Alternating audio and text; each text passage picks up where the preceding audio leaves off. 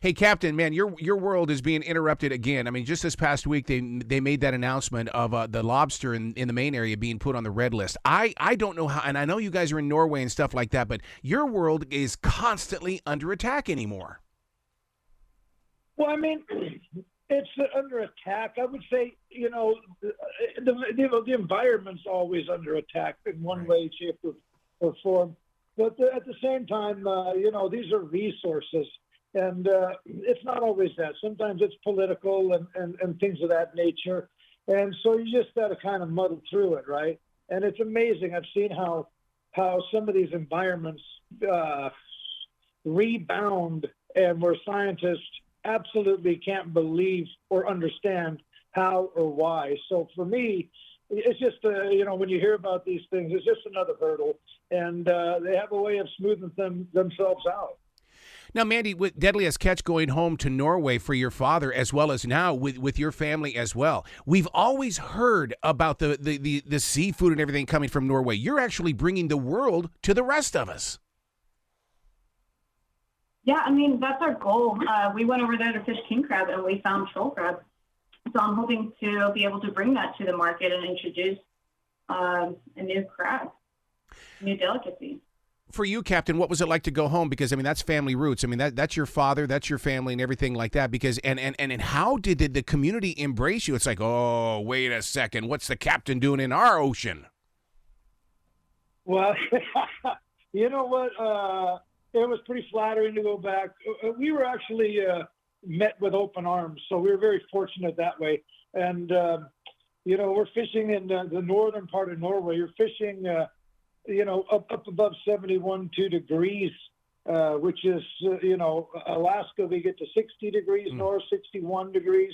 I mean, you're way up there. And so it was interesting to fish new waters. But that being said, as a teenager, I was there during the summer months and fished mackerel and herring and cod. And then I would go to Alaska and do salmon and or crab, so I was been bouncing back and forth quite a bit. So it went full circle for me, and I was just really, really. I went out of necessity, but at the end of the day, I was real proud to be back and kind of show this family circle, and we can rebound if we have to. The show we're talking about is Deadliest Catch. Mandy, I realize it's the crab and things like right now, but I mean, is the backup plan the salmon? Because I mean, Norway is known for some pretty tasty salmon. I think we want to stick to crab, and being able to bring troll crab. It's something new, and we don't know how big it can be. So what happens, Captain, when, I realize you're the captain, but you're also Mandy's father. I mean, do you get to play the father figure at all when you're the captain? Or is it like, I am the captain. I have to act like the captain? No, you got your father figure moments, and you have to, it's a delicate balance, you know what I mean? And I think it makes our crew a little stronger together, having family on board. So for me, it's a pretty fortunate situation, And when we were in Norway filming and fishing for the Viking returns, we, it was a whole different dynamic as well, right?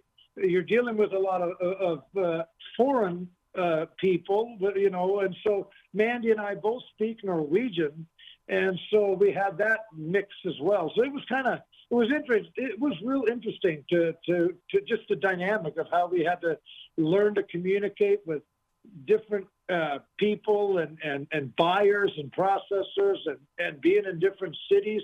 It was a lot of fun, pretty challenging, I got to say. Now, Mandy, I'm a fisherman from Montana. When I came to the Carolinas, it's not the same game. So what about crabbing? I mean, you guys going to Alaska from Alaska to Norway, is it a different kind of crabbing game?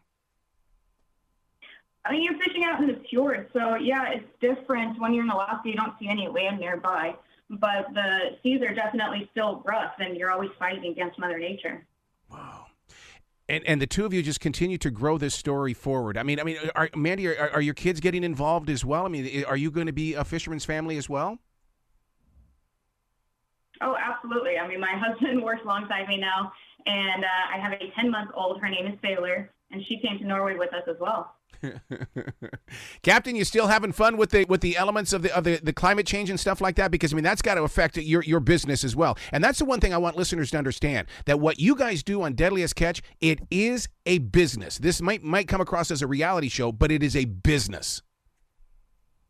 Well, yeah, I mean it's just a, you know, sometimes it's just a documentary, you know, and I'm pretty fortunate to have you know, been able to, I don't know if I want to say represent the crab fleet, but I think we're part of representing an industry, a business, like you say, where, you know, you get to show the whole world how it's done and how it gets from the ocean to your plate, why the prices are so high, the risks that we take, whether it's in Alaska or in Norway, you know, for all fishermen, you know, they take those risks. So that's the thing that I think we were able to show people and really help them understand that seafood is you know, it's a delicate business as well, but it's something that's a necessity, you know. So it's always been like that. And as far as global warming and whatnot, you know, you do have these ups and downs with temperature change, and we have seen crab.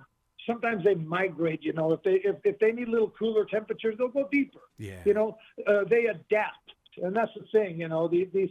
It's not like if it warms up a couple of degrees, they just die. They adapt and they move into different temperatures that they're accustomed to. So it's up to us to chase them down, you know, and find them.